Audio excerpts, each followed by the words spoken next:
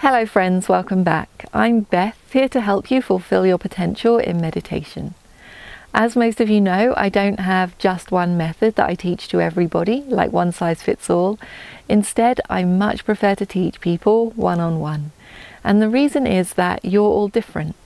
So please use these videos as a guideline. And if there's anything that isn't quite working for you or anything that doesn't quite fit, then be in touch and I'll be more than happy to discuss those things with you one-on-one.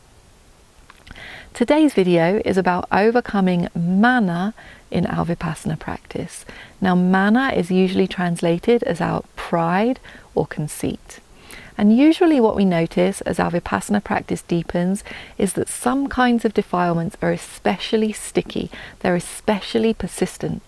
And mana, or pride and conceit, it can be one of those defilements that is really sticky and persistent in the Vipassana practice.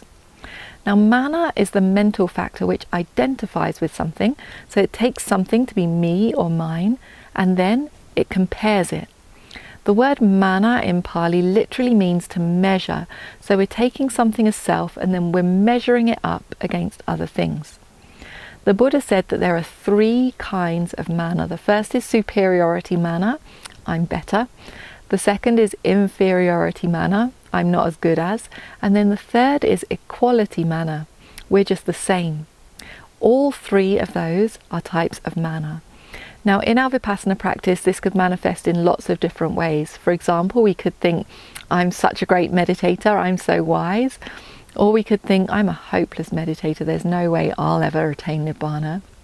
In any case, if we notice that mana is persistent in our Vipassana practice, we want to do some practices to target it and overcome it. Now, we could say that any Vipassana practice that we do will help to overcome mana. Because as we contemplate these three characteristics of anicca, dukkha, anatta, impermanence, suffering, and non-self, there's less and less room for mana to arise. But in the Pali text, we see it recommended to overcome mana, we want to emphasize the perception of anicca, impermanence.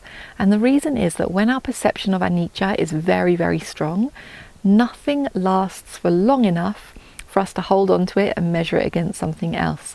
Everything is momentarily arising and passing away.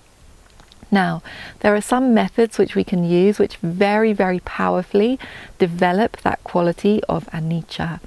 One would be to look at all of the different types of anicca to.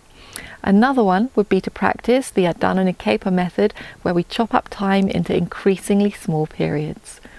I've made separate videos about each of those methods, so if you haven't done so already, I'd suggest that you go away and watch those videos.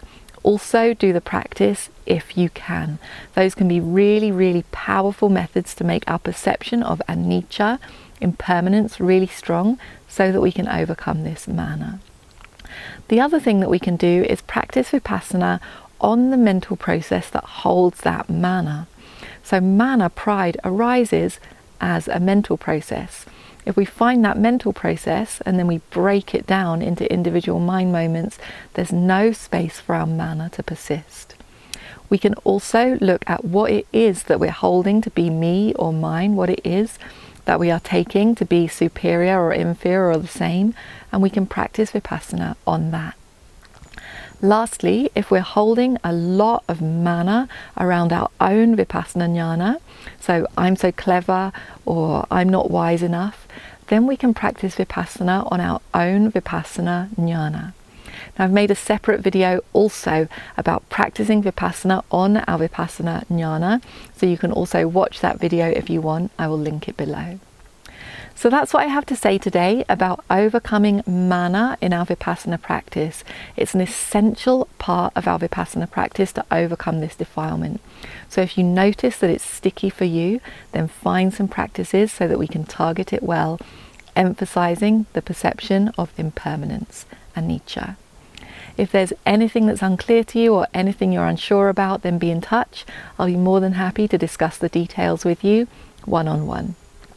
But now's the time to get off of those screens, get onto the cushions and actually do the practice. We can't overcome our mana by watching videos. We need to actually do the practice.